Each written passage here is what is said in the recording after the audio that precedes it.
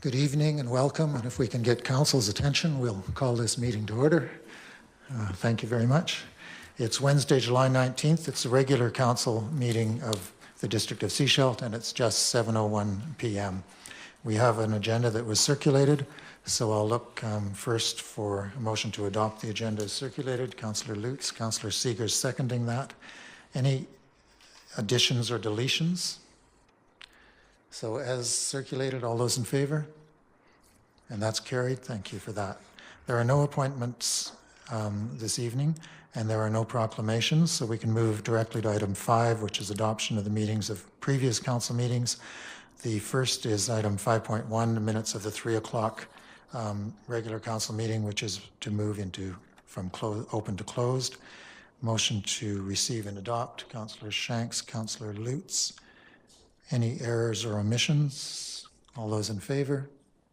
That's carried. And item 5.2, minutes of the 7 p.m. regular council meeting of July 5th. Councillor Mueller. Just wanted to, I believe there are some omissions here at the bottom when we get to some of the recommendations. And I may be wrong about this, it just seemed like we were missing some carries under there, which I think is important on some of the recommendations. Page 4, for example. So recommendations 6 through to 9, there's a carried at the end of the page, so I think that's because it was a committee meeting, so, and you're looking at page 8.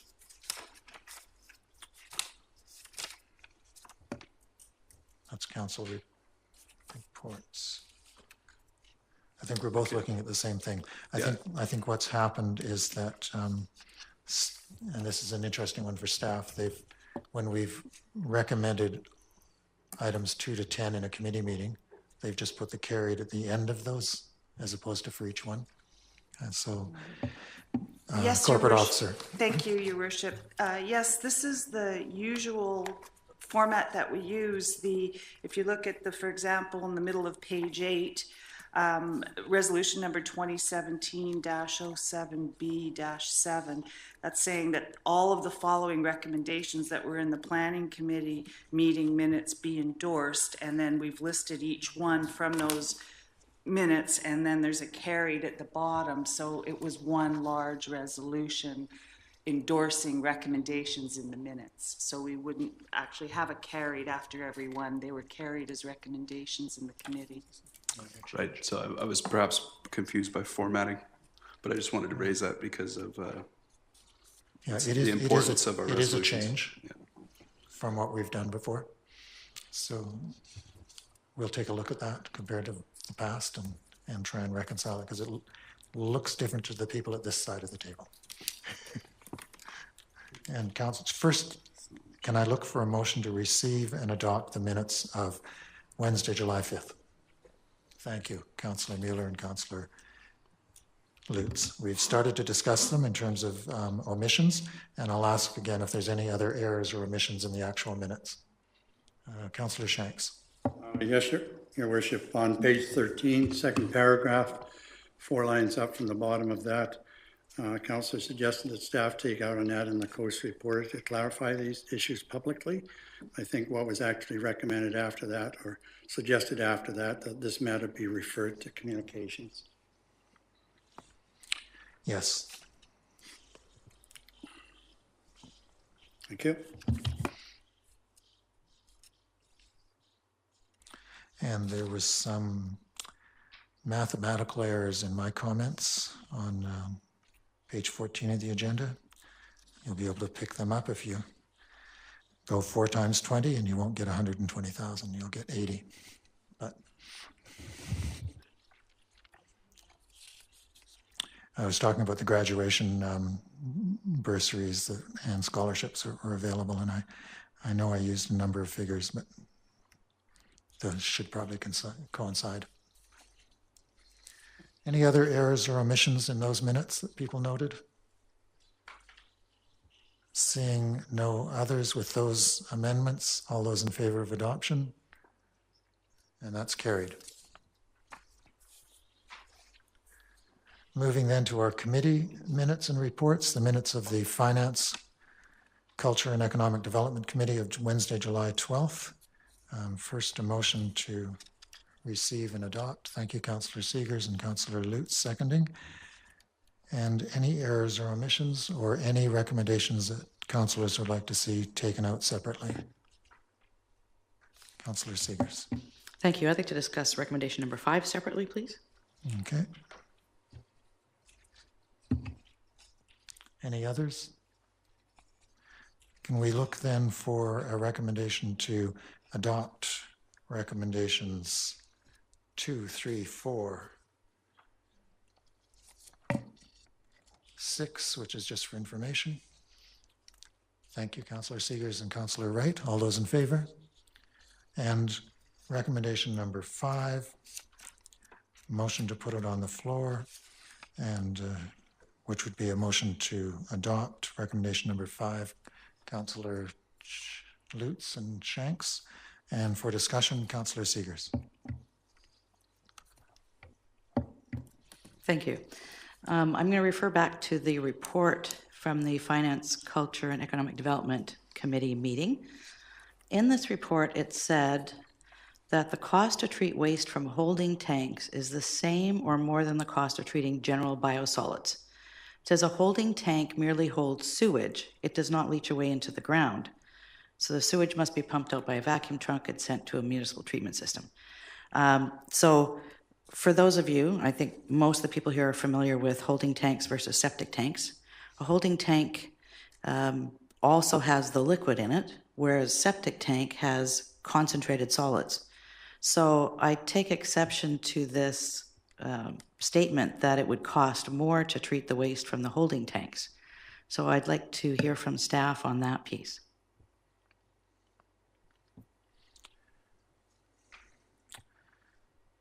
Mr. Kootenay. Yes, if I may. A holding tank is correct. It creates and holds all sewage and liquids. No gray water or black water is put into a septic system, and then it drains away and you get the solids. So you don't get a concentration of solids in that area. So treating a holding tank is just like treating regular sewage that comes through. Mm-hmm. Right now we have a cost to treat regular sewage. However, a holding tank cost is considerably less. And I think that's what the concern is, that you have such a reduction in a holding tank cost than to just treat regular sewage. I believe it's 20 cents per gallon to 2 cents per gallon. So there's quite a difference in there. But that's the difference between a septic tank and a holding tank, not septage, or, you know, the sewer that comes from a house. Yeah, because that would be the same as a holding tank. That exactly the same. Exactly the same. As I recall, the arguments provided to us by staff on the committee day was that septic tanks, the traditional tanks that accumulate over 2 to 3 years, process the biosolids organically, and therefore they're further decomposed, whereas the holding tank is raw sewage, like coming through the actual treatment through the trunks, and the raw sewage takes a longer period of time, therefore a more expensive than the biosolids. Now, I don't know if they've tested that or there's any financial things, but that was the argument, that raw sewage has a different cost and time to process than biosolids from a septic tank, which are being composting for 2 to 3 or 5 years. That's correct. Is there any further discussion? I take it that you take exception to the well, I do. I understand that. Right. I don't know enough about the rationale behind that piece, and I don't know if we've been given that information. And the recommendation from staff was to have a single disposal fee at the Dusty Road site, no matter what it is that's coming in, whether it's from septic tanks or from holding tanks or from porta potties, which was actually the other main problem, was porta potties were coming in at way less than 10% of the actual cost, to make them all the same disposal rate, so everyone's paying the same fee. So if councillors are reminded of that committee discussion and taking into account the concerns raised by Councillor Seegers, that we may not have all of the precise financial breakdown on the costs of treating these different things. Are you prepared to vote on the recommendation number 5, which should be to support the decision of the committee to remove the holding disposal fee to recover all operating and maintenance costs at the Dusty Road septic receiving site? All those in favor? Any opposed? One opposed? Thank you. And the motion itself looks a little awkward. It says we're going to amend the schedule by removing the holding disposal fee. What that means is the only fees left in place will be disposal.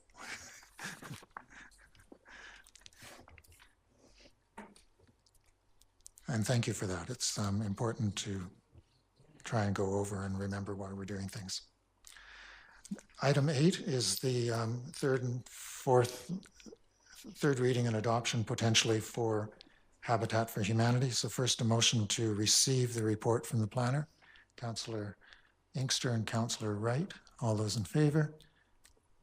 And we'll look to Mr. Thompson to speak to this issue. Thank you, Your Worship. So my report is a fairly simple one. Just letting you know, Council, that we have followed the legislative procedure for waiving the required public hearing. The bylaw also has received approval from the Ministry of Transportation. So Council may and it is recommended that the bylaw be given third reading and then adopted. Thank you. Thank you for that. We can move to the second recommendation, which is that Council confirms that consultation with persons, organizations, and authorities has been early ongoing and is now concluded for zoning bylaw number 25, 1987. And that also, just to again inform the community, the public hearing on this was waived because there was no change in the use from the last 6 years. There's a change in interpretation of whether the multi-residential zone applied to building units that were in fact duplexes rather than triplexes or larger.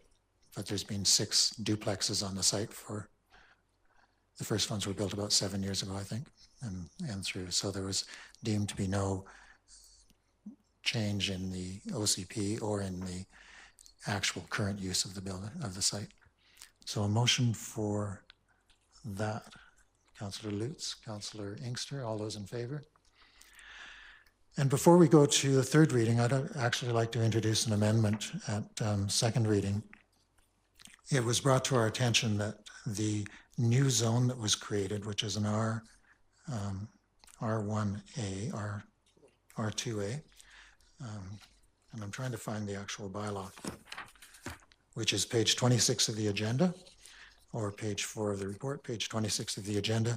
Under the top of the page, under permitted uses, it identifies 3 things that can be done on that site: 2-family dwelling, accessory educational uses, and accessory uses customarily incidental and subordinate to the 2-family dwelling. And it was pointed out in the time between second reading and getting here tonight that it's the only residential area in Sechelt that does not have permitted use of the home occupied business, or business and home occupation. And I spoke to the planner a little bit about this to see some of their rationale, and there was a rationale, and perhaps Mr. Thompson could tell us what the thinking was there, and then I'll suggest we consider that. Thank you, Your Worship. The rationale was that it is currently located on the frontage of Highway 101, and it gains access off Highway 101.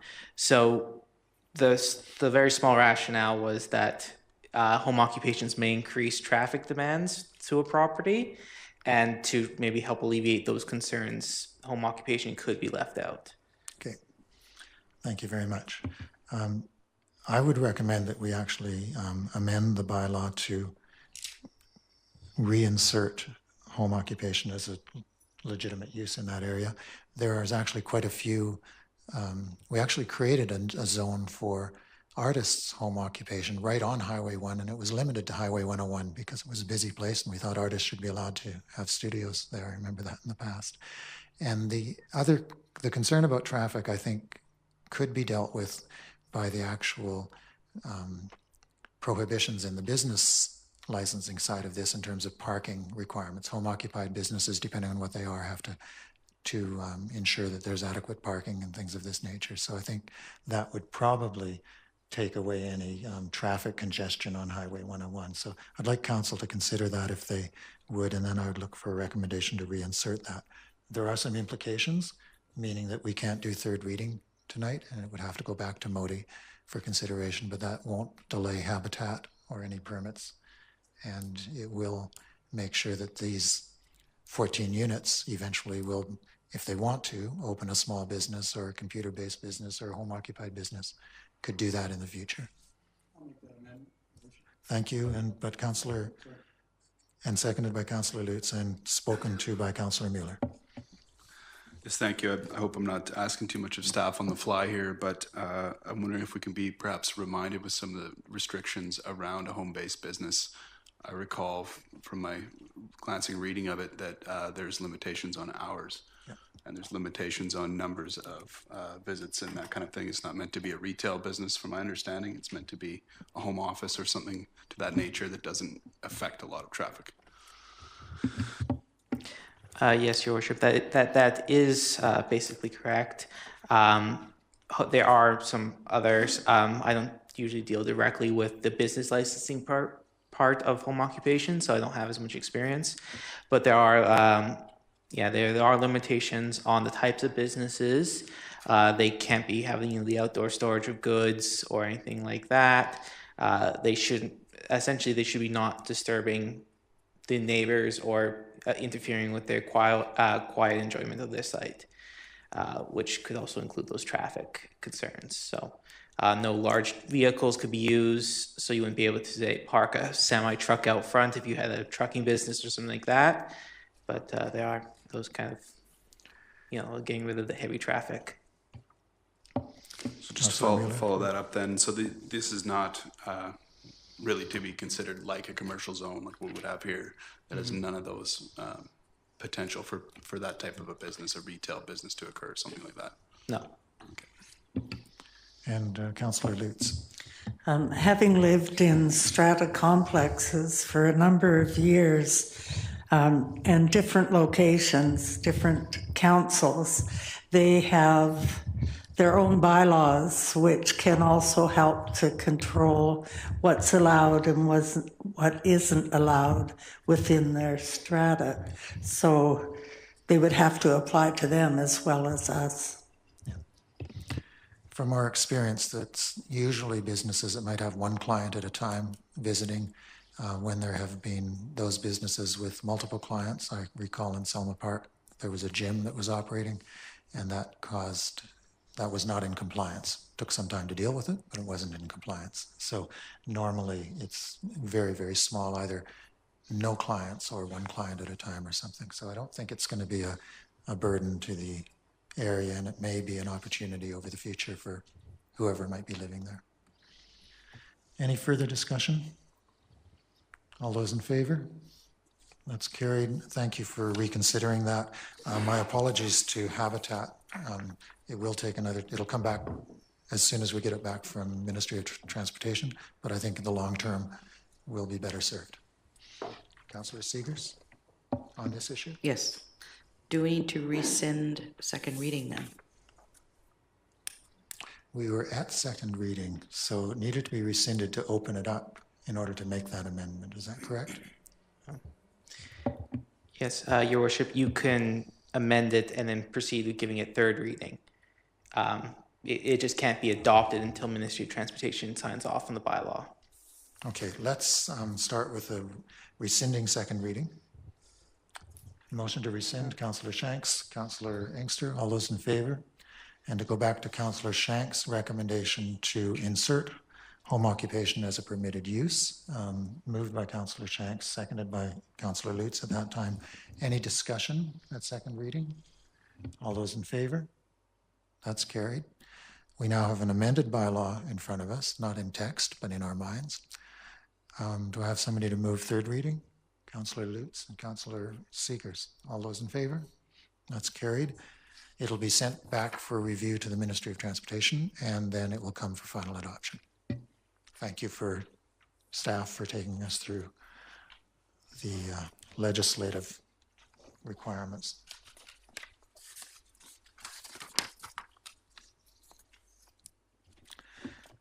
We have a number of items coming from the corporate officer.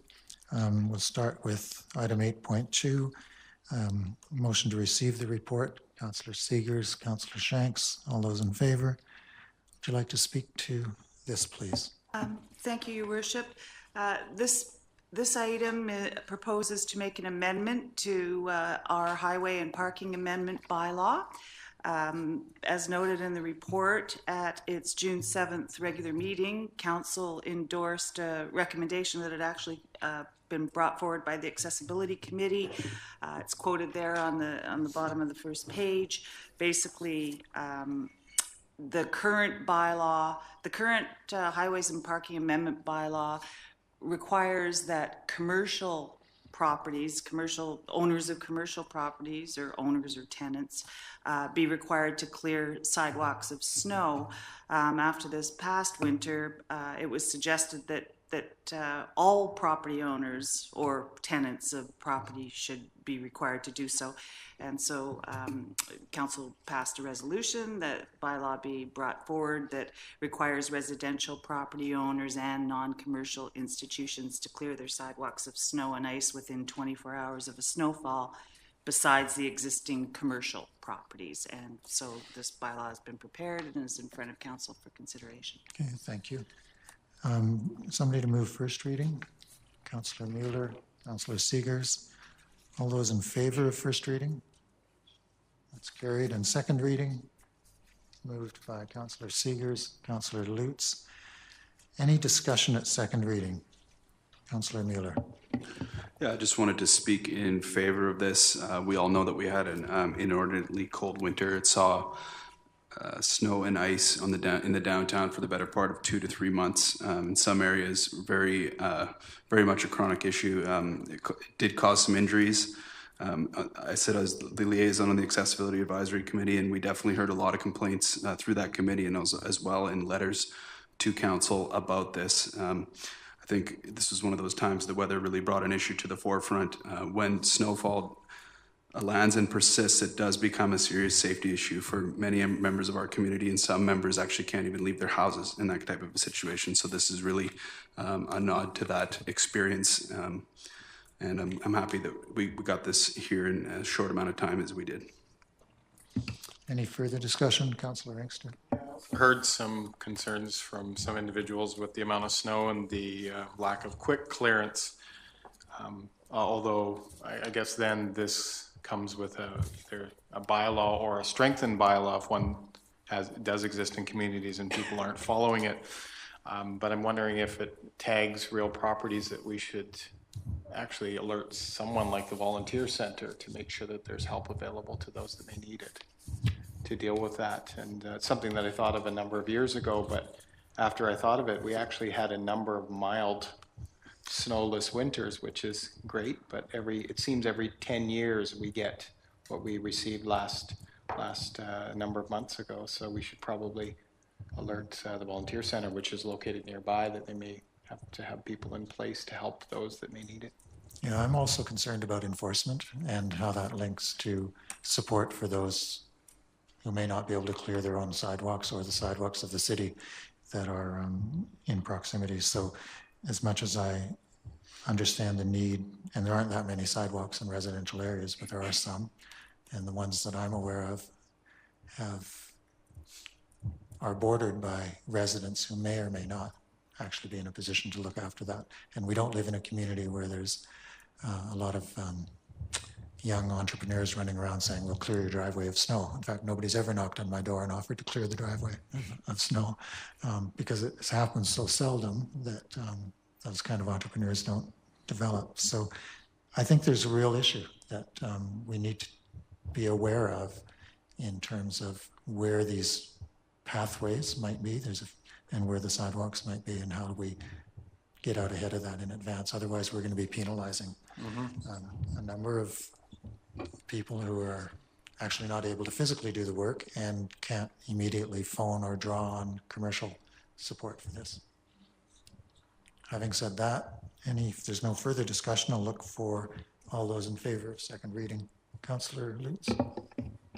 Councillor Lutz. I really agree with what you've said. It's a concern. I know I couldn't shovel a sidewalk. Maybe if it was the light stuff you can push, but not shovel. And living in a complex where we are more than willing to pay to have equipment come and remove it, they're so busy we can't get them. So I'm not sure what the answer is here for elderly that live on sidewalks. Councillor Mueller. Just to follow up to these points, I believe we live in a community where, you know, it's the worst cases that really get dealt with by bylaw. Most of this is done at a community level. It's really not, it's not something that ever comes to City Hall. And in this one past year, I can definitely think of at least one business in the downtown core that had flooded an entire alleyway with ice 4 or 6 inches thick. It was a major, and this was also a pedestrian thoroughfare. It was a major safety issue. I mean, just to see it. So this is the type of thing that I would be looking for a bylaw to actually have some teeth to remove something that's clearly a public safety hazard. And that one clearly was, so. Okay. Any further discussion? Councillor Inkster? Okay, so we've identified in one 10-year period, there was what some people called Snowmageddon, which the rest of Canada would probably laugh at our terminology. But we have this every once in a while. Maybe we have an opportunity and some time to make sure that we can help those that need help, that will need help, because it's not, once you put in a bylaw like this that affects the entire district, even though there was a flagrancy in the downtown core, as Councillor Muller mentions, it could potentially be enforced throughout the district. And it could be enforced simply by somebody slipping or falling in West Sechelt, as an example, or downtown or Upper Davis Bay where there's sidewalks. So we just need to keep in mind and remember and think about all the people that we know. We know that our community is made up with a larger portion than a lot of communities in BC, with those that are retired and may not have the ability to clear their walks quickly, as Councillor Lutz had mentioned. And we know Councillor Lutz had a birthday, so she can speak to that. But you know, we just need to consider that. So I'm not sure if we'll get the snow this winter that we did have, because as I said, it comes every few years in a cycle, it seems. But we could, so we just need to be considerate of that and realize what could happen. And once we make a bylaw, it would be up to our staff to enforce that. It would then be strange for us to tell them, oh, don't enforce this, don't enforce that. So it's something we just need to get our heads around. I'm sure they'll enforce it, but they may have numbers or that they could drop off and tell homeowners how to get some help. Any further discussion at second reading? All those in favor? That's carried. And motion to read it for a third time. Councillor Inkster and Councillor Wright. All those in favor? That's carried.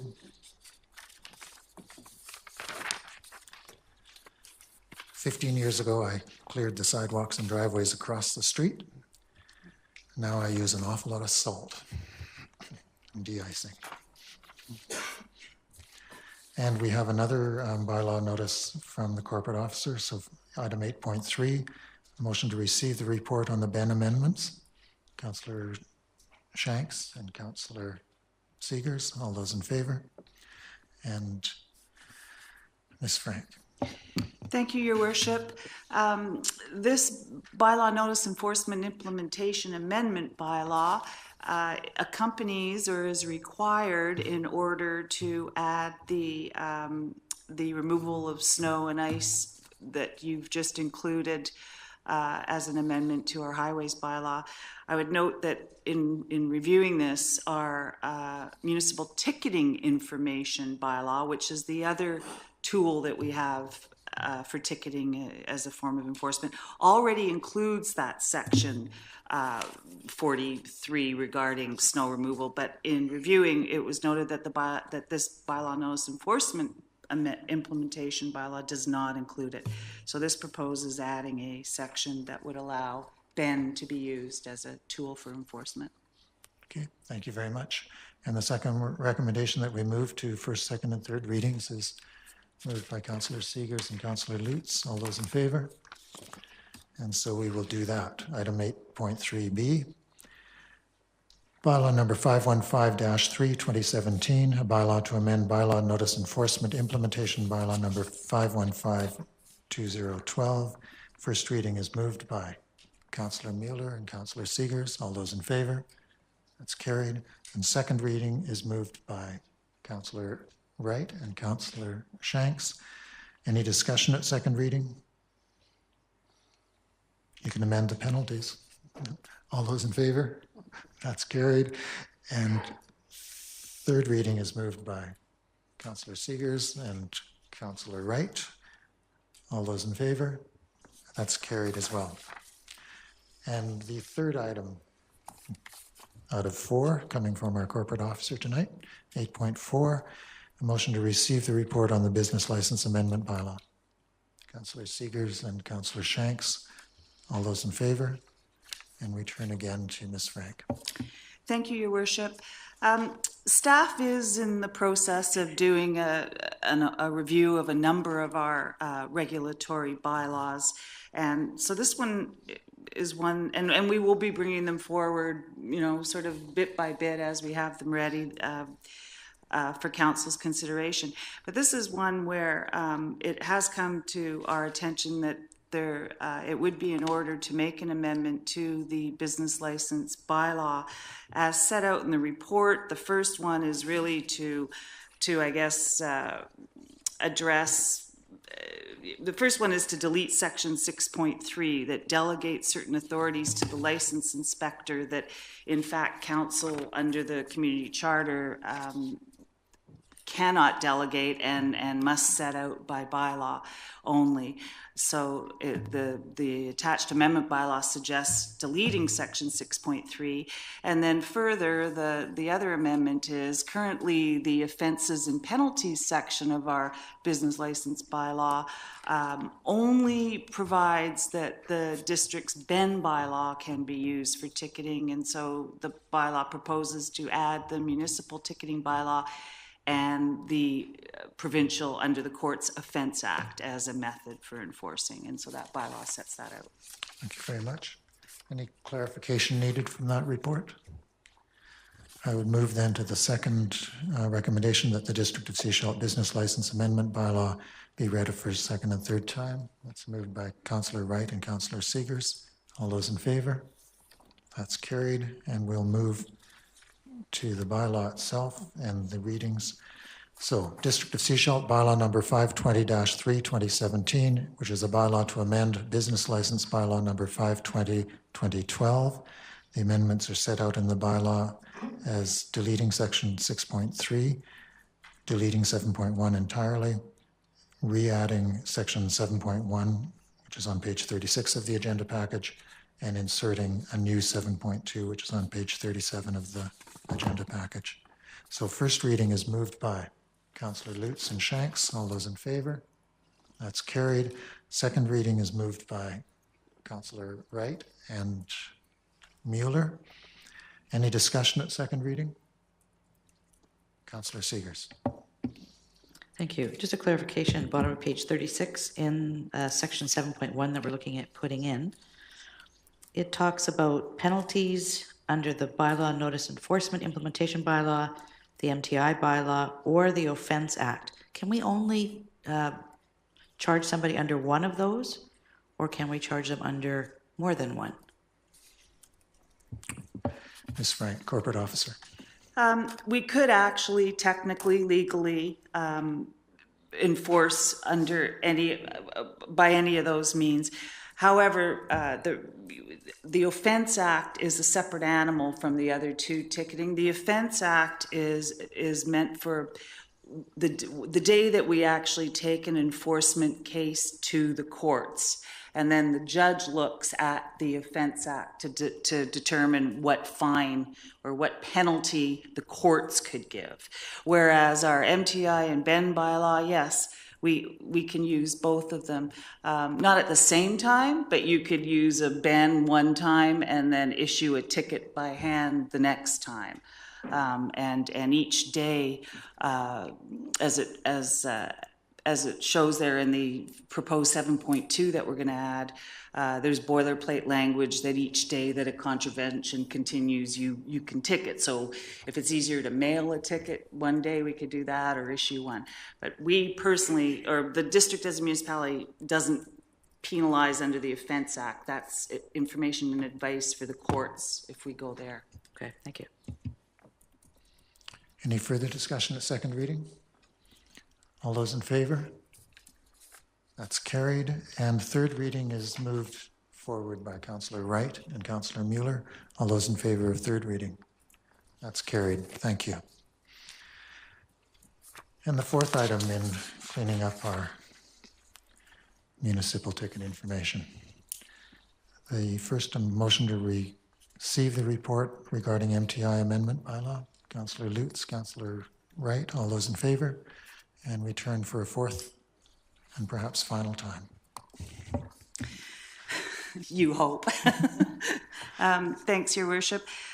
So this item proposes to make amendments to Municipal Ticket Information Amendment Bylaw, basically to update the Appendix 6 of the bylaw, which designates offences under our business license bylaw and prescribes fines. This is again associated with the business license bylaw that you just amended, and the report here sets out, they're basically housekeeping items, amending the, when we looked at the MTI bylaw, it still made reference to a previous business license bylaw that was appealed, so this just proposes to clean that up so that it is a tool that we can use to enforce our business license bylaw. Thank you. Any clarification? So first, the recommendation is that we give first, second, and third readings. That's moved by Councillor Wright and Councillor Shanks. All those in favor? That's carried. Then we move to the bylaw itself. Bylaw number 491-2, 2017, a bylaw to amend municipal ticket information, MTI bylaw number 491, 2010. First reading is moved by Councillor Shanks and Councillor Lutz. All those in favor of first reading? That's carried. Second reading is moved by Councillor Seegers and Councillor Lutz. Thank you. Any discussion at second reading? Sorry, Councillor Lutz? Yeah, I just wanted to. Oh, yes. There's a small typo in, there's an extra 0 in Where's? under second reading. You had a Oh, second time? thank you.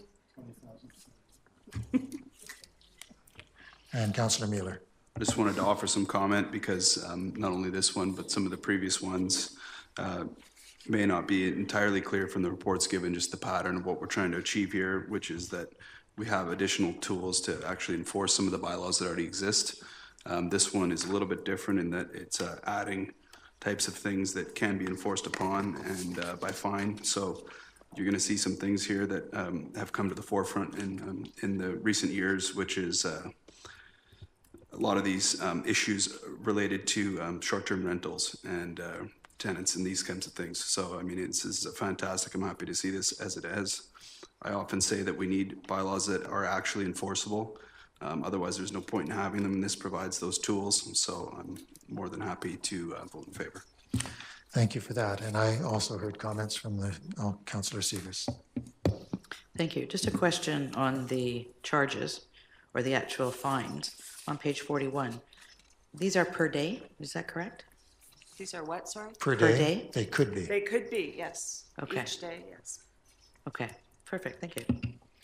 And I was just going to remark before we're finished with second reading that I'd also heard from the community when this came out and they looked at the infractions and the fines associated with them, echoing Councillor Mueller's comments that there's no sense having bylaws if they're not enforced, and many of these issues, unauthorized signage, failure to keep records, failure to provide local contact information, in fact, are not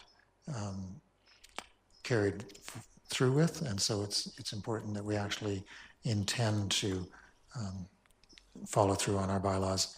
Several months ago, I think 6 or 8 months ago, we wrote what's called a mayor's message for one of the local publications that's also on our website on bylaw enforcement.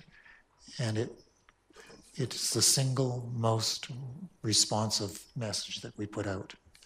From across the coast, I was getting emails from Roberts Creek and Half Moon Bay, as well as Sechelt. A lot of them, I'd say 50% on vacation rentals, but almost all of them saying, we couldn't agree more that if you don't enforce the bylaws, don't bother with them. So it's a strongly held view in the community that bylaws are there for a reason. We don't like to have them, but they're there to enforce because people aren't being neighborly. Second reading, all those in favor? That's carried. And third reading this evening is moved by Councillor Seegers and Councillor Wright. All those in favor? That's carried.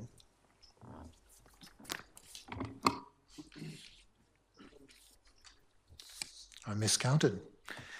Item 8.5.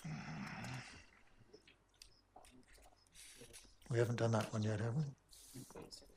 It's the one we just did.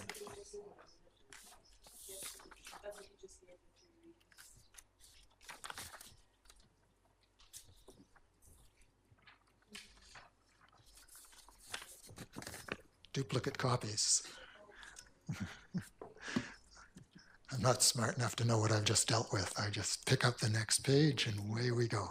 So whenever they want to trick me, they put in some extra pages. Yeah, to see if I'm paying attention. What I do want, okay. We're moving to item 10, which is the 2016 annual report. We've tried to have the annual meeting associated with the annual report in various ways over the last few years in the District of Sechelt. Previous councils often had it as part of the council agenda, as we are. Some council, I think the immediately previous council had it immediately preceding the council meeting. They'd have it for a few minutes before they started this one. We had 2 sessions on a Saturday afternoon where we had an annual general meeting and annual report. This year we're incorporating it into the meeting for a number of reasons, part of which is that with Mr. Yates only arriving in April 1st, only 90 days ago, we didn't have a lot of time to think of the annual report and get it prepared. However, it's an important part of the community dialogue, and it's also a provision of the community charter that before June 30th in every year, a council must prepare an annual report and make that report available for public inspection. The draft of this report has been available on the website and hard copies since June 16th of 2017, and the electronic version was published on June 29th of 2017. So we tonight have to consider the report, and first I'd look for a motion from council to receive the annual report. Councillor Lutz and Councillor Inkster, all those in favor? And I'm going to ask members of the senior staff to speak briefly to it. I understand that 3 of them are prepared to do that. And then I may have a couple of comments.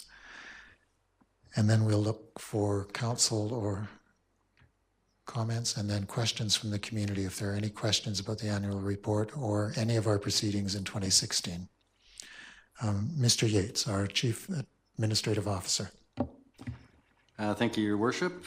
Yes, we present the annual report this evening, and we're pleased to do so.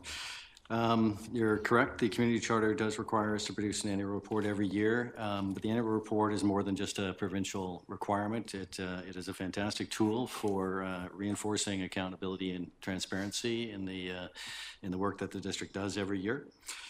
Just as a little bit of a background, the requirements within the report are that the audited annual financial statements be included, that the permissive tax exemptions from the previous year be noted, and I'll talk to this a bit in a minute. A report respecting municipal services and operations be included, progress report on those.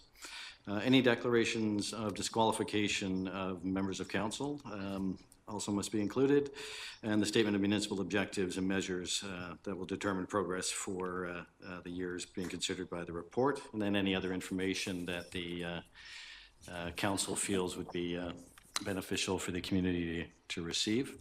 What we've endeavored to do for the 26th annual report was to take the vision, mission, and values and the strategic plan put together by council a couple of years ago, to use that as the cornerstone for branching out, labeling the goals and objectives for each of the years that the report deals with. And from there, we've tried to break down each of those objectives into tasks that are included in the individual department work plans. And we've started to do the work on devising the measures that we'll use to determine our progress and to determine our success in meeting those objectives.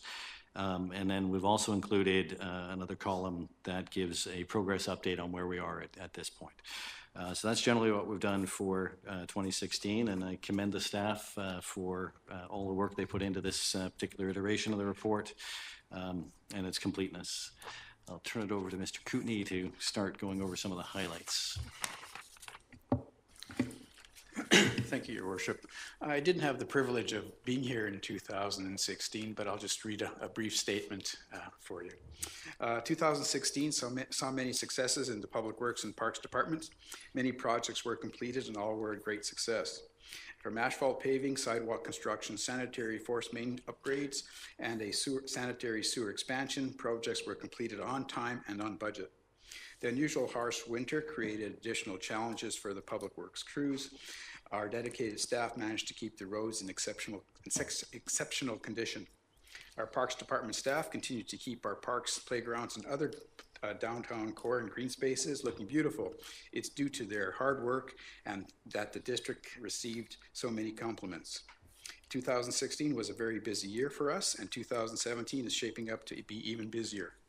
I'd like to thank you. Thank you, and we'll then turn to Mr. Stewart as Director currently of Planning and Development Services, and then he'll followed by his work as Director of Corporate and Financial Services. And yes, I was going to remind you to put the microphone, and it should be a little closer to Mr. Kootenay next time he speaks as well.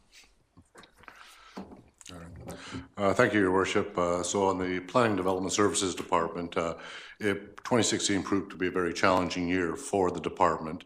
The year began with an interim director and it ended with a different interim director.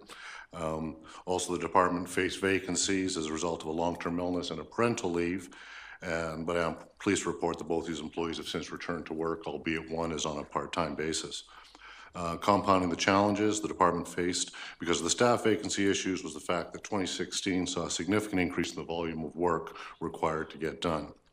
So the Planning and Development Services Department has 4 core service sections. There's Geographic Information Systems, Bylaw Enforcement, Building Inspection, and Planning. So we have 1 staff member dedicated to the GIS function, and the GIS manages the mapping of all land, resources, infrastructure, and building in the district. The mandated bylaw enforcement division is to achieve compliance with municipal bylaws through education, mediation, and as necessary through enforcement and prosecution. We have 2 bylaw enforcement officers, and in 2016 we responded to 610 complaints. This is down from the 729 complaints that we responded to in 2015. In 2016, bylaw enforcement also initiated a major investigation which involved environmental protection bylaw. The investigation consumed a large amount of time and resources.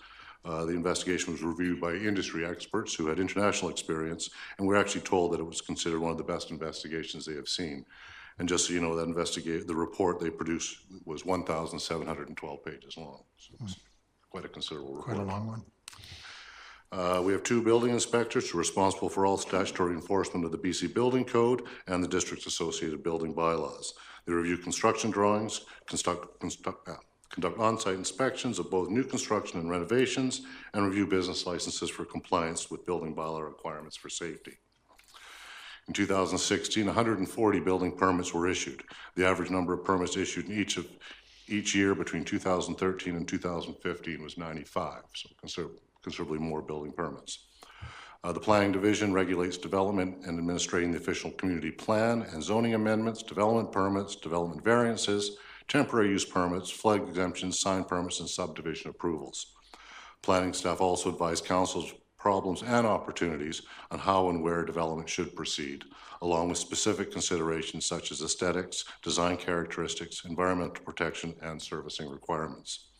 The planning division was budgeted to have 4 staff members, 2 planners, a planning technician, and a technical assistant. During 2016, 2 of these staff members were off for extended periods, as I mentioned earlier, due to long-term illness and a parental leave. In addition to dealing with these vacancies, the planning division had the busiest year in recent memory. In 2016, 53 development permit applications were submitted. From 2013 to 2015, the average was 28 per year. Further, 17 subdivision applications were received, with the previous 3-year average was 6. In addition to processing applications, the Planning Division coordinates the activities of the Advisory Planning Commission, the Accessory Advisory Committee, and most recently, the Integrated Community Sustainability Plan Advisory Committee. Thank you for that report. So, Your Worship, my next report is on the Corporate and Financial Services Department. So 2016 started with Corporate and Financial Services as 2 separate departments, each of them being led by interim directors at that time. In April 2016, I was hired as the Permanent Director of Financial Services, and then the Corporate Services Department was added to my portfolio shortly thereafter, creating a single administrative department. In December 2016, the district filled the vacant Corporate Officer and Manager of Financial Services position, so we finally had a complete management team for the department. So a significant task completed in 2016 was the update of the Development Cost Charge bylaw. Some of these changes had not been reviewed since the early 1990s. To complete the bylaw update, growth projections were updated, infrastructure requirements were identified, and considerable public consultation occurred. Updating the bylaw will ensure that funds are available to complete infrastructure projects required to service new developments as they occur.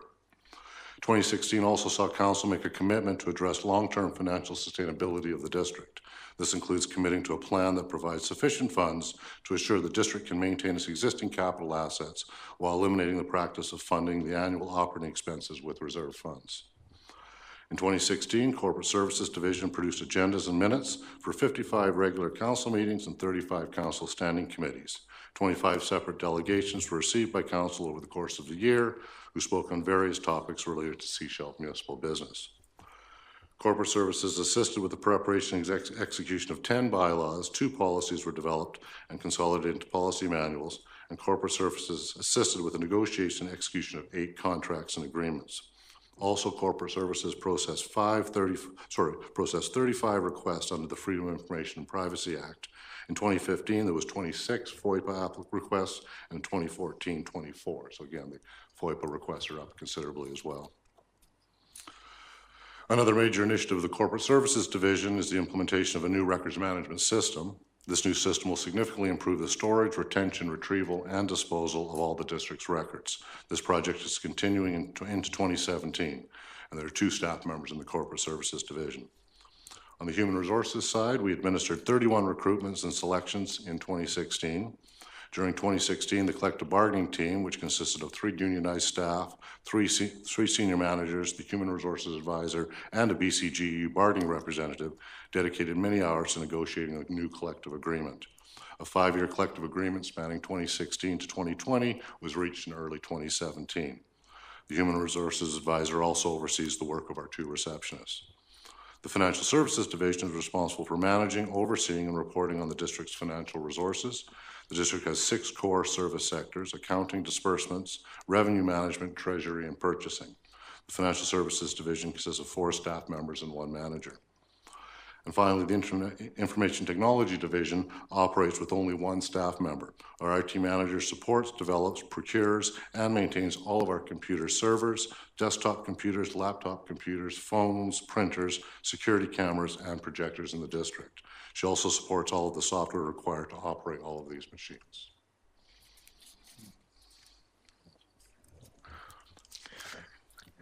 More? One more. Thank you, Worship. So the third part of my report is, as the CFO, to provide just a quick overview of the financial results of the district for 2016. So the consolidated financial statements that are included in the annual report are for the year ended December 31st, 2016. They were prepared by the Finance Department in accordance with Canadian Public Accounting Sector standards. The consolidated statements were audited by BDO Canada LLP, who expressed an unqualified opinion in the report dated May 3rd, 2017. This means that the auditor stated that the consolidated financial statements present fairly, in all material respects, the financial position of the district as at December 31st, 2016. So at the end of 2016, the district's accumulated surplus balance was $147.3 million. This is a reduction of $2.1 million from 2015. So the surplus is actually made up of four components. There's statutory reserves. These are reserves held for specific purposes as prescribed by bylaw. The total stat reserves increased by $35,000 to $1,062,000.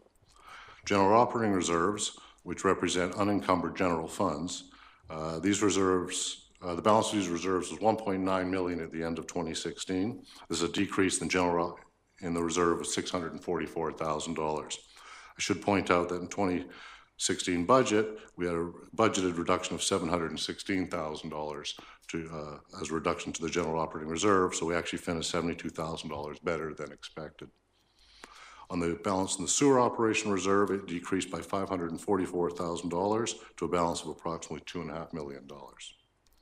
And the largest portion of the accumulated surplus is the equity and tangible capital assets. So the balance at the end of 2016 was $141.9 million. This is a reduction of $1 million due to the assets depreciating more than the capital investments made by the district. So a large part of the financial sustainability plan, as endorsed by council, involves getting to a point where the district invests more in its capital assets on an annual basis than what they depreciate by. So in 2016, the district's total revenue was $13.8 million. This is $235,000 more than we actually had budgeted. Much of the additional revenue was due to an active building market. We saw an increased revenues from building permits of $54,000 and planning fees are $189,000 compared to what we anticipated in the budget. The total operating expenses for the district were $16.1 million. The district's operating expenses finished $247 below what we budgeted them to be. The primary reason for these savings is due to staff vacancies, due to the administrative services vacancies. Solid waste operations came in a little bit higher than budget due to an increase in the contract for recycling services that we hadn't accounted for. And the sanitary sewer operations were above budget due to insufficient wages and supply budgets that were required to operate the Water Resource Center. And we do anticipate the Water Resource Center budgets will become more accurate as our experience in that plant increases. Thank you. Thank you very much for that report, and I'm sure the community thanks you as well. Before I turn it to the community, I just see if there's any councillors who would like to comment, and I notice Councillor Mueller on the 2016 annual report. Yeah, I think I just wanted to offer a few words of congratulations. I think everybody here saw the 3 reports given by Doug Stewart, who's worn a lot of hats throughout this year. The amount of work that came at this team at the beginning of the year would be enough to drown less dedicated individuals, completely drown them. And not only have they done the work, but they have, as we've read in here, managed to process a record number of planning and building applications and really begin to reorganize things. So my hat's off to particularly Doug Stewart, but also many of the other new hires here. Very happy with what I've seen. Wasn't expecting work this good this year from a new team like this. It's fantastic.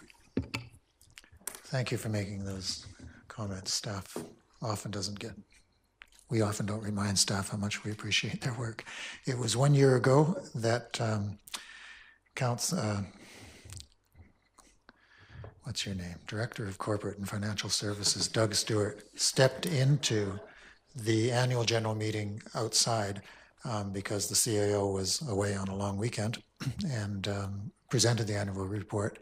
At the time, he was working on the revision of the DCC bylaws, which had been awaiting since 2014, 2015, and most of 2016, and is probably the single most significant piece of work this council has done in terms of financial sustainability. So thank you for 2016, Mr. Stewart.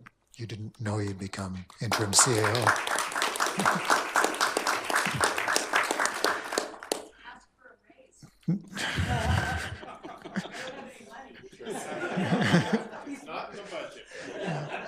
We told him it was a learning experience, and he bought it. Okay, for those in the community who have had a chance to look at the annual report or who have questions from the presentations that were just made, we We can keep it fairly informal. We don't have to come forward to the microphone, but if you do have questions or comments, speak clearly enough that we can either repeat them for the record, or that we can hear them and have the right people answer if there's any comments from any of you. Ms. Battis? Oh, somebody at the very back.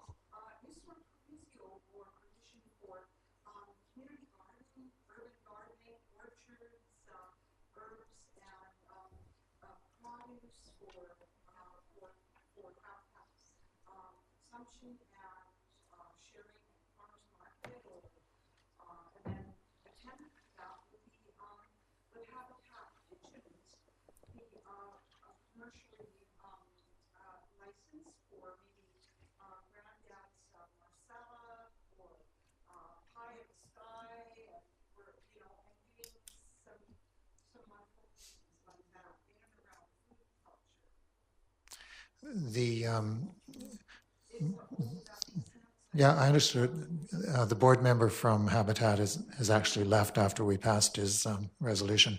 Habitat can participate in the community gardens that are available within the downtown. Their own site has a very small amount of land that might be useful for community gardens, but not very large.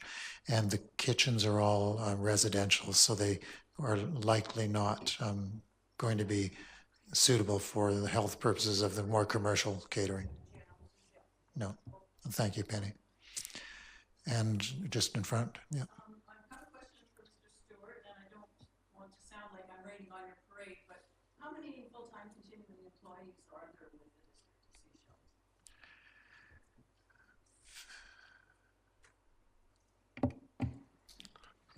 Sechelt? I'm going to say there's 58 full-time employees. Maybe one or two off. But I'm wondering about, that's 31%, 31 recruitments in 2016 for 57 full-time employees does not sound like a very good thing to me.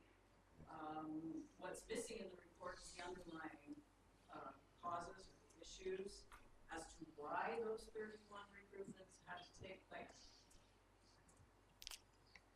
So, if anybody has some insights on what the issues have been, are they going to be rectified now that so much time and effort has been spent on staffing and money has been spent on severances? We can answer a number of those questions. In 2015 and 2016, 2017 and the entire time of this council, there have been 3 severances, 3, amounting to under 300, but I don't know the exact number. We could get that for you. There was 2 in 2015 and there was 1 in 2016. 2 came out of the organizational review, and 1 in 2016 was a decision of the senior management team after they were in place. The 31 recruitments reflect a number of vacancies. It would be interesting to get a breakdown of that. There was actually not the turnover that sounds associated with 31 recruitments. That's it started, and it took some years to develop, and it took some years to correct. I think it's stabilized. The gentleman here and women that we've hired in the last short while will tell you whether it's stabilized or not. I can't tell. I'm hoping they'll be here in a year, and 2 years, and 5 years. Does anyone, can you speak to the 31 recruitments that went through HR? Because that's an interesting comment that's being misread throughout the community. Yeah, for me, Your Worship. So unfortunately, I don't have the exact number here, but the 31 recruitments, as you mentioned, can involve people being promoted and moving up. A good example of that was when our accountant, whose wife got a job in Penticton, left. We posted his job. It was then taken by our financial disbursements accountant, so she was promoted up. Her job then became open. That was actually filled internally as well by our administrative assistant. And so that was another posting. Then we had to fill her job, which was then actually brought in Carrie Ann, who, so that one vacancy actually resulted in 3 job postings in itself. So, and the third recruitment has just this year been promoted into an executive assistant. So there's 4 recruitments associated with the one accountant leaving, for example. Correct. And unfortunately, I don't have the exact numbers of people who left that were replaced, but the 31 doesn't represent the number of people who actually left the district. The senior management team is probably a better reflection of the turnover than the staffing positions. The staffing positions were quite stable, though we have dramatically decreased the age, mostly through retirements and some new recruitment. So for those of you who were familiar with the district 5 and 10 years ago, it's dramatically different at the moment. And so I'm hoping that there's a core of people under 40 who will be able to serve 15 or 20 years with us. The senior management team changes were for the size of the senior management team being 4. If you see 3 people leave, that's much more dramatic. Those are different reasons. Those underlying causes, there was not a single underlying cause, but individual decisions that were made, and those have all been, I don't rectified is the wrong word, but those situations won't arise again. The explanation, it would be nice to have seen that in the report and reflected as reality. Yes. And it's a good thing to point out if we say there's 31 recruitments to actually explain how many were internal and how many weren't. What that represents, percentage of the Yeah, of the entire workforce. Thank you. Welcome. It's been quite a while since I've seen Ms. Pattison here, so. I have just a couple of small comments and questions. In the ice and snow bylaw is the reference to pathway. Is there a definition for that? Yes, that's exactly why we have pathway and not footpath or something else. I asked the same question when I saw the draft, and there is a definition in the planning documents. Corporate officer is going to find it and read it. The key part of it is that it's designed, so not just one that's traveled or that, like in Davis Bay, there's lots of places where people walk along boulevards and stuff, but they're not pathways, they're not designed pathways. But there are places at the end of cul-de-sacs which are actually designed and maintained by parks and others as pathways, so that's the key difference. But if you'd like to read that out. So the definition as defined under District of Sechelt Highways and Parking Bylaw number 516/2012 is pathway means a pedestrian path other than a sidewalk designed exclusively for pedestrians. Yes, but not designed by years and years of use, but actually designed. So it's a designed and recognized pathway, not a walking path like the kids used to go back and forth to the school. That's right, yeah, not from time immemorial, yeah. Okay, so that was one of the questions. And then my second question relating to the snow and ice is who is responsible for removing the snow that is pushed by the public works staff and machines that ends up on the sidewalks and pathways and driveways? Who's responsible for removing that? We know who put it there, so any on staff want to address that issue? When Public Works actually does that work, pushes it on to private property, who's responsible for, and public pathways as well? Defined and public sidewalks as well. So the question is that when that occurs and calls and complaints are made and those issues aren't resolved, is how do we get those issues resolved? Who's responsible? That might be an easier question to answer, rather. Mr. Kootenay, if we could get one of the microphones. And, My experience in other municipalities, when that occurs, that is the responsibility of the homeowner if it's pushed on their property. Public Works takes every action to eliminate that. There might be situations where the accumulation is so great that we have to physically remove the windrow from that property, but it's the responsibility of the homeowner. So, and in the event that that occurs, and it's on private property, some of the private residential properties, is that homeowner subject to being fined for the snow that is pushed onto their property by the district of public works? Potentially. That's correct. Is that not a prejudicial comment? We'll see when we have to deal with it. We hope we don't have to deal with it, that people will phone and say, I can't remove the snow that you just put there, and Public Works will respond as they normally do in a good way. Which is that they don't respond. In some ways. Can we stick to the annual report? Oh, I thought we were. No, we haven't finished the meeting yet. Oh, okay. So if So, anything on the annual report. well, in regards to the annual report, it's, that it ties again to Public Works and the difficulty that many people in this community have, with Public Works not providing services such as, road, ice maintenance, snow maintenance, dust control.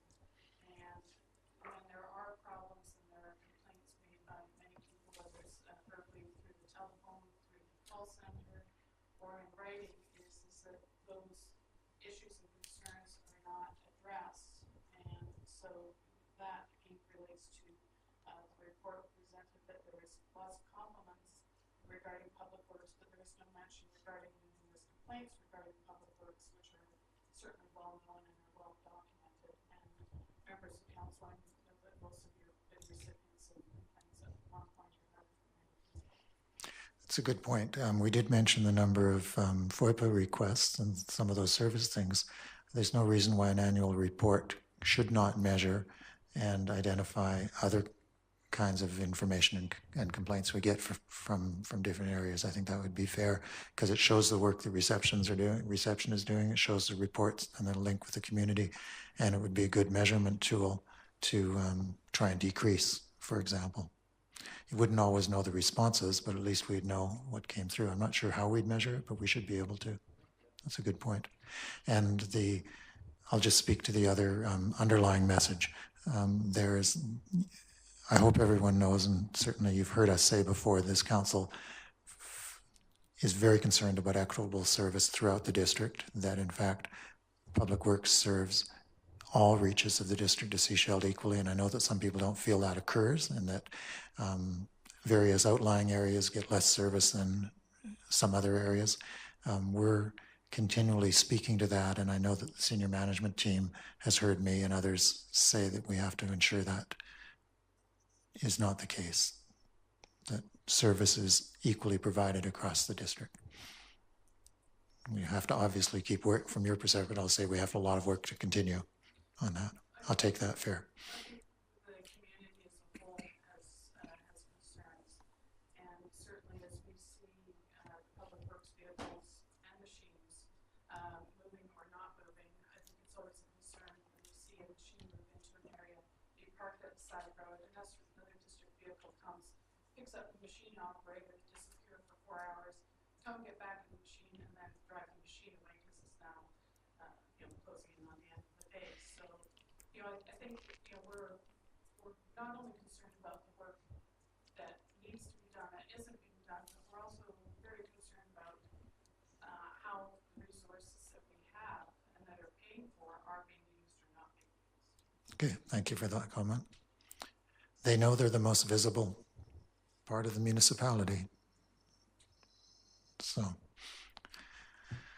any other questions about the financial or the annual report, concluded financial statements and the report on our services? Yes, that's fine. On the number 4, you had mentioned there were 720 last year bylaw complaints and 600 some odd bylaw complaints this year. I'm just wondering if those are new complaints or continuing complaints? My understanding would be each individual complaint. So they would be new, I guess. Perhaps someone called a second time, that would be probably counted as a second complaint or a new complaint. Well, some of the complaints that have been done have taken over 4 years. Yeah, I don't think it would count outstanding ones. I think the ones that, if it was initiated in 2014 or 2015, and it wouldn't, yeah, I don't, Received, yeah. not dealt with. So that would be another thing to maybe monitor is complaints resolved. Length of time, On the annual report, Ms. Pattison? Yes, thank you for the other person raising the issue regarding bylaws and bylaw enforcement. What myself and other individuals have experienced and certainly have discussed is that frequently calls are made in and bylaw enforcement staff are not available and they do not respond. I understand that emails have been sent in with written complaints and bylaw staff don't respond. And then, of course, there's the ongoing issues of bylaw enforcement staff only being available or employed for, Working hours, Friday. yeah. And that numerous repeat offenders are very cognizant of that fact, and that act or operate in clear violation of bylaws, negatively impacting neighbors, neighborhoods, etc. But of course, bylaws is not available, and I think that many people, including myself, hesitate to sit there and call 911 and ask for the RCMP to come and employ a district to Sechelt bylaw. And in many cases, they say they have no jurisdiction, so they will not attend in any case. So one of the things that, as much as you're passing bylaws and as much as we're talking about budget, not bylaws you pass this evening, is one thing to pass the bylaws, and as Councillor Mueller said about enforcement, it's a great concept, but if your bylaw staff don't respond to calls, don't respond to emails, don't respond to complaints, and aren't available the majority of time, is that the bylaw enforcement process in this municipality ends up being very selective. There's two responses. First, in terms of the use of the RCMP, I hope nobody calls 911 for bylaw infractions, but you are welcome and should call their work number for bylaw infractions, including in the evening and weekends, and they've committed to respond to those as they can with their own resourcing issues, but that's part of their work and part of our contract with them.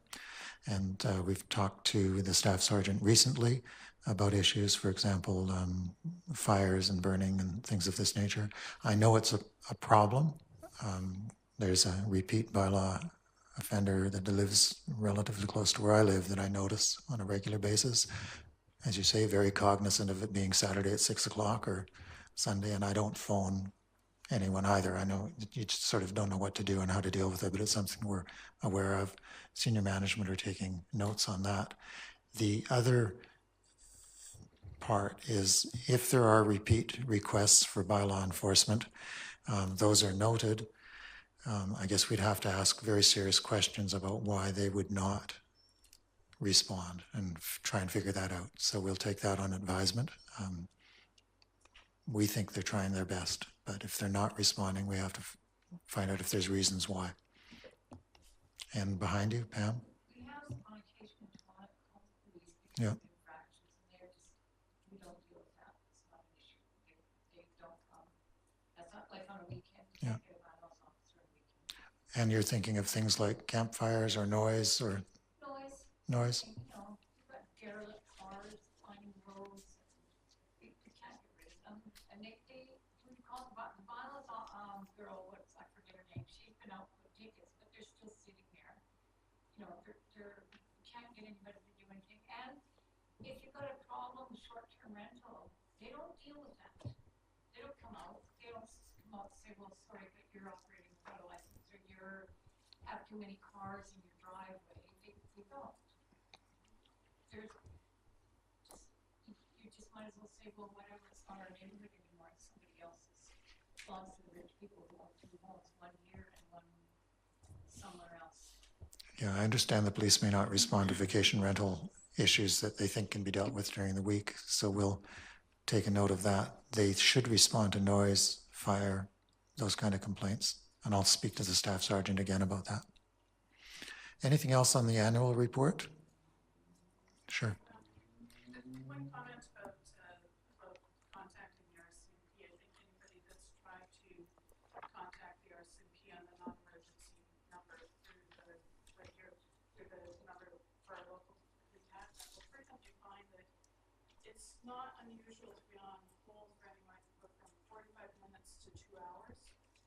And we're waiting because it's a priority system, and it's through a call center that's not located here. So that is my understanding. Okay. So what has happened to myself and other people that have tried that is that the infraction is over and done before you actually get through. So again, it's, I think once people have tried that once or twice and have been frustrated by the process, is why would you spend your time doing it for no result? So I think as an example, I think Pam brought up some of the issues, and it hasn't been me filing the complaints, but I know that there's been many complaints regarding parking and violations of the bylaws. And again, is that and I know people have been down here at Municipal Hall talking to the staff, and absolutely nothing was done. So delaying very selective enforcement by bylaw staff. Okay, we'll take that frustration on the police call numbers to the staff sergeant. We'll take the frustration on the selective enforcement or lack of enforcement directly to the senior managers, and hope to improve it, because it's not acceptable. And as Mr. Yates said when he started this, the really important part of the annual reports is that it's a good tool for accountability. That can only happen if we have public meetings and here.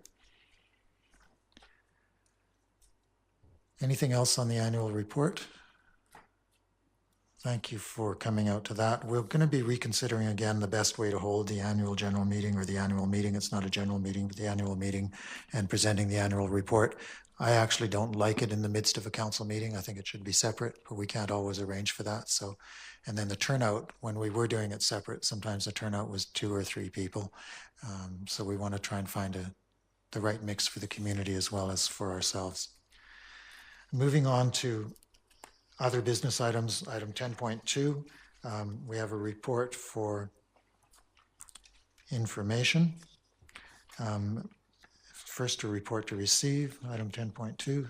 Thank you, Councillor Lutz and Councillor Shanks. All those in favor? And it's a fairly straightforward report. Carrie Ann's not here to speak to it. She provided it primarily for information and background because we had referred a letter from the SDBA back to staff, and this is their review of that. So councillors have no other information. We'll just move the third, that the Sechelt SDBA be informed of council's decision. So the recommendation is that there's no change to the Sechelt Farmer and Artisans Market. So I'd like recommendations 2 and 3 to be moved. Councillor Lutz and Councillor Shanks and Councillor Mueller would like to speak. Yeah, I just had a question about this. I think the report is pretty straightforward, indicating the meeting with many of the stakeholders here, and I'm just curious when it was that staff became aware that there was an issue. Was it just a letter? Was there something else that precipitated this? Because we have a pretty clear January 17th event, and then afterwards something quite different happened. So it seems like there was a reaffirmation of all the things that went into the current position of the Sechelt Farmers Market. And I'm not sure what changed in the interim. Anybody? Neither are we. It was the letter, as far as I know, that triggered an expression of discontent. So we have 2 recommendations on the floor. All those in favor? Thank you. That's carried. Sorry. Oh, okay. Councillor Seegers and then Councillor Inkster. I think this points to the fact that prior to the new agreement coming forward, we ensure we get out in front of it with all parties who have any kind of stake in this, and make sure that we address all of the concerns. I think it's too late to deal with this now, but we need to be proactive next time this comes up. And are you thinking more proactive than with the SDBA, the Chamber of Commerce, the Car Club, the Farmers Association? Okay, staff may need some advice on that. And Ms. Councillor Inkster. Yeah, I'm glad to see the chronology and some information as to how the decision was made and how the information was gathered, written here and recorded here, so that those that have concerns in the community can see what actually went into the pre-decision planning and pre-decision information provided to council, so that you know, as it does go forward, or if as it does come up for renewal, there can be, if in fact there's some in those that are present in this document feel that there's some inaccuracies or information that wasn't recorded, then when it comes up again, that they make sure that their voice and their concerns are louder, so that it can be presented in that manner. The particular location and the reaffirmation of that came about a number of years ago, and even at that time there was discussion with the community on as to where it would be located by a staff member at the time. So you know, the location and the business conducted can be over a number of years, can probably be perfected, but these are always starts. And it's always difficult to get a complete consensus from the community as to how to proceed with a new venture that this particular group holds. But the letter did contain some other questions that maybe we could ask about vendors and how products are sold, and what the competitive side to it for the community. But that's a wider discussion. Thanks. Thank you for that. And Councillor Segars again. Thank you. I think if you look at the timeline that's indicated in here on page 47, the agreement actually expired in December 2016.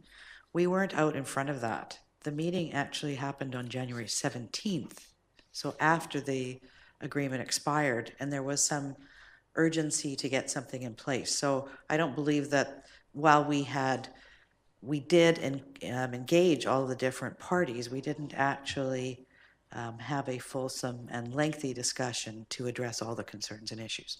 So I'm just saying, I think next time we want to get out ahead of it in time to have everybody express what they need to express. Thanks. Thank you for that clarification. And Councillor Shanks. Reality, excuse me, from my perspective, the reality was the main issue was holding the parade on July 1st with the farmers market in place for the disruption that would occur as a result of that. I heard no complaints whatsoever as a result of the farmers market being in place. Everything seemed to run quite smoothly. Traffic lined up along Ocean and Medusa and Pebble Crescent, as well as on Dolphin Street. So what was perceived as being an issue with regard to the farmers market being there, for me, didn't materialize. Thank you. We do have a letter drafted to go out after this council meeting when you've received this report that explicitly acknowledges the work of the SDPA, in particular the parade marshal, and the volunteer work that happened that morning. So there was no issues. Potentially there could have been, but in fact, we want to recognize the work of the volunteers that morning. And Councillor Inkster. Yeah, thank you. I think that there will be more discussion on this, and I have no trouble with engaging those that have concerns, talking about public processes that we've engaged in over the last number of years for other organizations that are looking to perform services and or be part of the sort of the commercial piece of Sechelt and how they've presented themselves and how that's went through. So I don't mind being part of that discussion as to how sometimes decisions have to be made. Because we've made a number of them that have included a number of organizations, and we've had to make decisions after consulting with the community. And as Councillor Shanks did say with the parade, I think if we've been part of a number of parades, like a number of us have, and I think that was my 15th parade, being part of the district, the difference was that the right-hand side, the left-hand side of this, the ocean was actually cleared for the cars to come through. And anybody that had usually been located there was actually just positioned on side streets. And then they were asked to then come into the parade, as we noted and as was noticed. So there wasn't the problems that would occurred. And once again, it's about the SDBA's organizational abilities and the marshals that seem to effortlessly put that together. Councillor Mueller.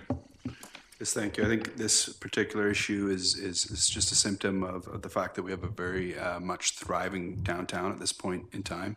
We have a lot of competing groups, competing uses, and as that continues, perhaps some of these frictions around use and space will become more prevalent, but I think it's a sign of our success and the success of the fact that every single weekend you go downtown on Cowrie Street, there's something going on in the summer.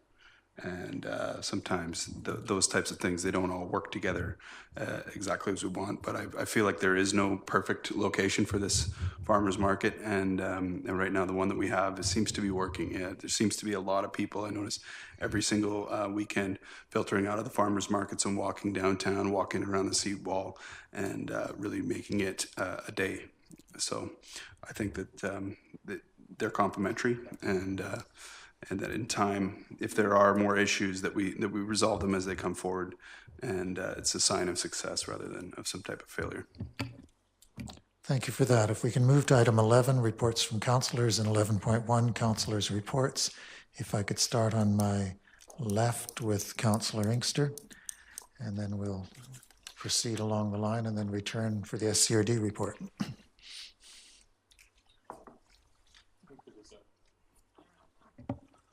Thank you. There's a couple of good events that we talked about. It was a very busy week previous to last council that we've just alluded to how good Canada Day was. I think that was mentioned.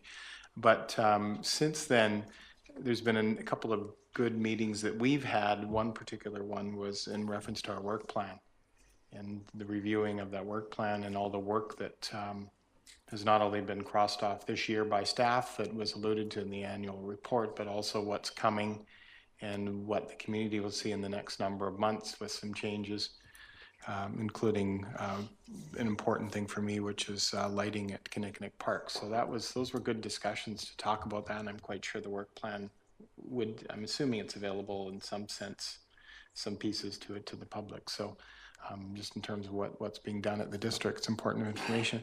The other thing I wanted to mention was the Habitat for Humanity event that a number of us were able to make it to. And I believe its full build out is between 14 and 16 units. I think we were there for the 7th and 8th unit, if you stand there and count them through. I was, much like the 15 parades I've been involved in, I was there when they first came to us to look for a piece of land to do their village. It was Ken and Mackenzie that approached us then. So it's good to see now that they have 8 units, 8 families. They'll have 14. They're located on a bus route near a school, near a very popular beach with the infrastructure to go in soon after. So we will have, other than what's happening up on Reef Road, which is 2 families, we'll have 14 more families when this is done in the district of Sechelt. In a sense, an affordable housing situation for those 16 families when it's done. And there's a number of other examples in Sechelt. So that's a really important thing to mention about how important I think that a number of councils over the years in this council puts affordable housing for families as a priority. And that's all I'll say on this part. Thank you very much for that report. And Councillor Wright. Well, thank you, Your Worship. You're going to hear about council meetings and finance committee meetings and things and workshops, and I'm going to skip over those. I attended those. I want to talk about 3 events that happened in the last 2 weeks, 2 of which I attended and 1 which I couldn't attend. For many of you, you know I'm a member of the Car Club in the Sunshine Coast, and the car club is quite often thought of as a bunch of people who have these hot rods and high-powered cars and all this sort of stuff. And I just wanted to share something with you. The one event that I could not attend was an auction.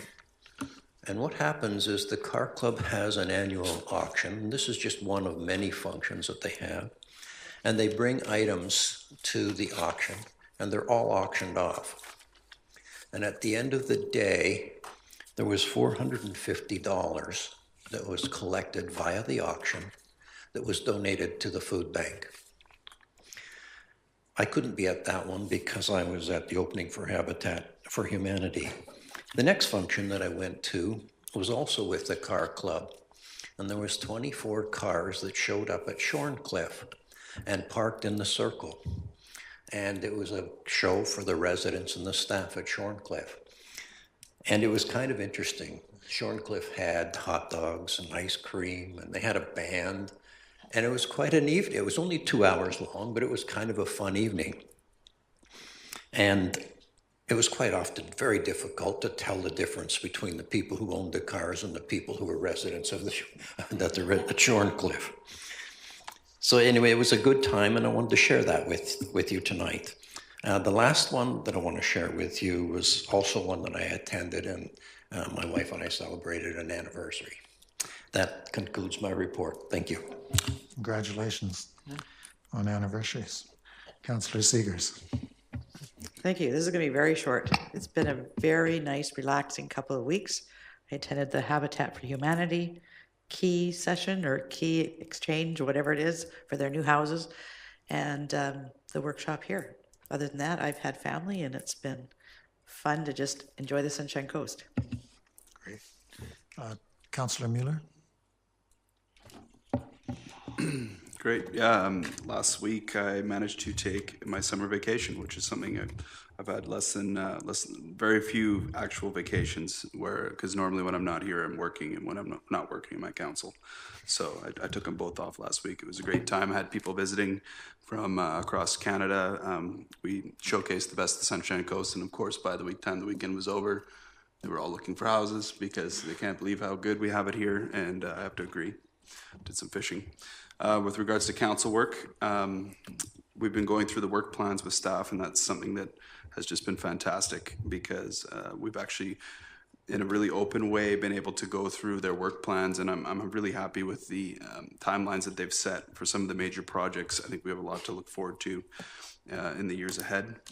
I actually, over the break, I got a call from Gary Knorr, which I think is somebody that nobody's really spoken to yet. At least he said he hadn't spoken to any from council anyways. He sends his best regards. He's looking forward to get back on his feet and working. He said he's got a number of projects he wants to finish off, but he is very restless. He's been in the hospital for over 2 weeks, so I sent him our regards. And then last night, I know that there was a number of other councillors there and many staff. Attended my first baseball practice for the district baseball team. It's a good time. We need to do more of that kind of stuff because everybody kind of got out of their element. It was great because a lot of our employees don't know who a councillor is. They don't know who the councillors are. That's great to see that there's that kind of separation. They don't know who we are. And we were able to, let our hair down and enjoy the time. It's fantastic. Thank you for that report. I'm sure it's going to be a pretty good baseball team. And Councillor Lutz. Thank you. I love baseball, but I don't dare even try. I'm sure I would cost the district an awful lot of money. My last 2 weeks have been quite low-key also. The Habitat for Humanity key presentation was really heartwarming to hear how pleased those families are to be where they are. And hearing the news this evening where one-bedroom apartments in Vancouver are over $3,000 a month, it just warms my heart to think that we can help families. We have had committee meetings and our work plan today. I had a really good weekend for my 70th birthday, some family time with my sons and my daughter-in-law, who's expecting my first granddaughter. And I've been told by my son that she won't be a princess, she'll be a ninja. So I guess I have to change all my plans. But I had a good time. Thanks. Congratulations on having a birthday. There's good to have as anniversaries. Means we're still going. Councillor Shanks. Thank you very much, Your Worship. I'd just like to thank the senior staff who have put together over the last several months the work plan, which Council has been finally able to address over the last 2 weeks, finishing up today.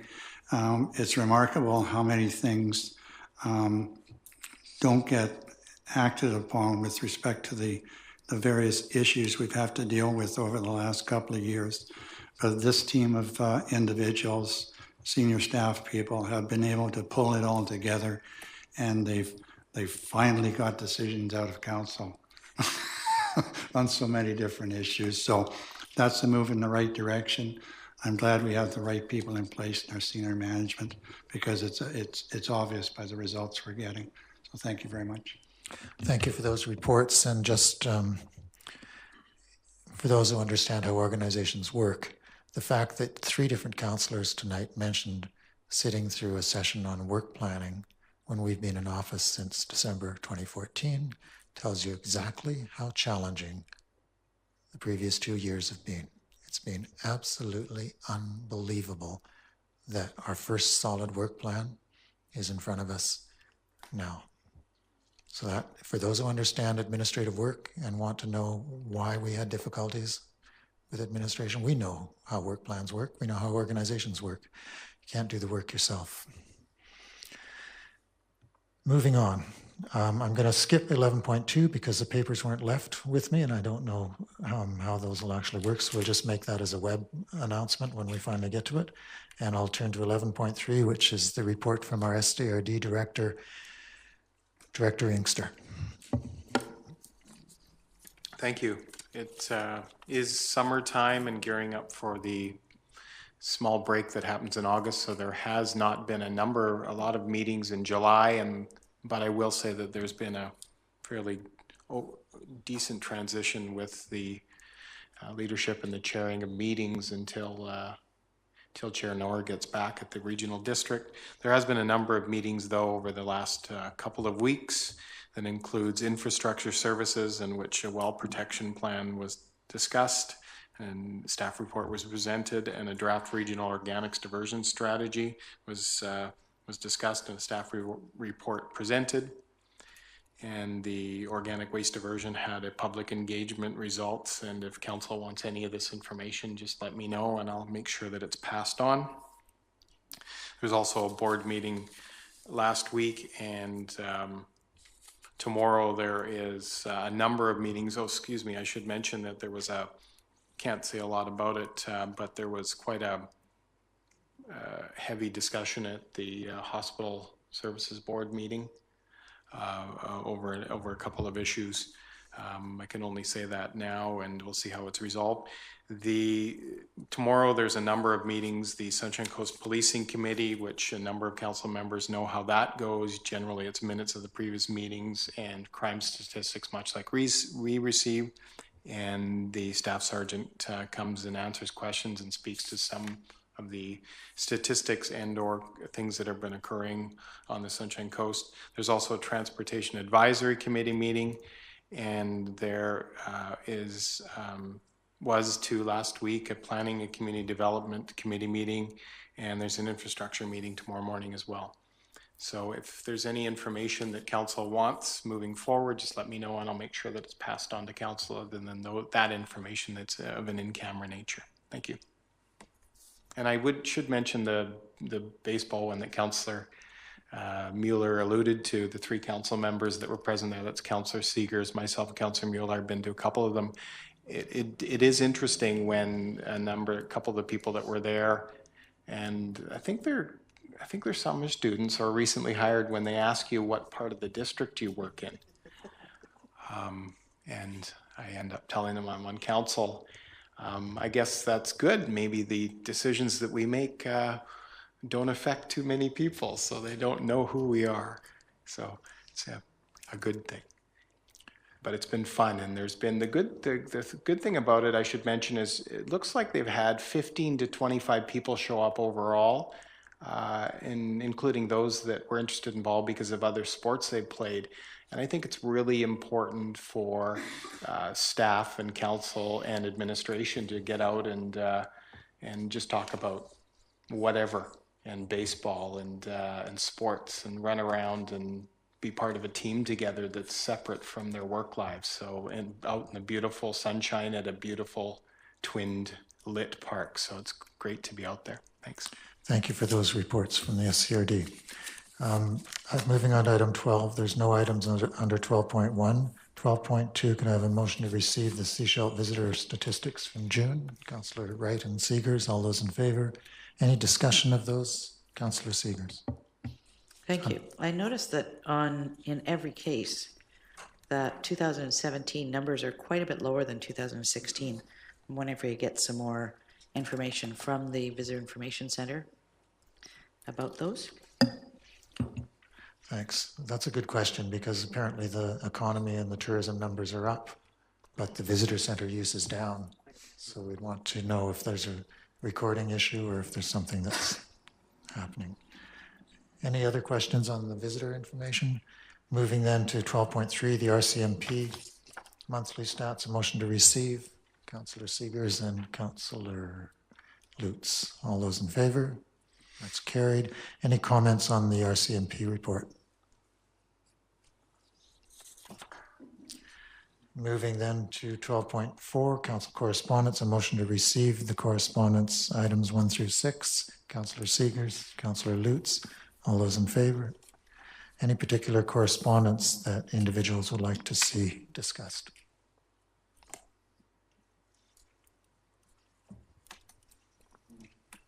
The IDA sign is coming into the next council meeting. That was, I know it was reported to the neighboring areas that we were going to deal with it tonight, but the report wasn't concluded, so that will come forward at our very next council meeting. We're following up on the issue of water resources with the SCRD. We'll be meeting with the community forest. The CAO and myself are setting up a meeting with them.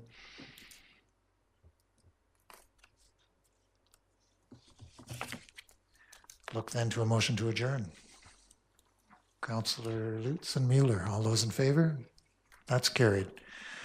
Thank you very much for being here. We'll start with Dwayne, actually, a question. Hi, I'm Dwayne Barrett. This is my wife, Aileen. We own 576A Cowrie. We have a building permit application in right now.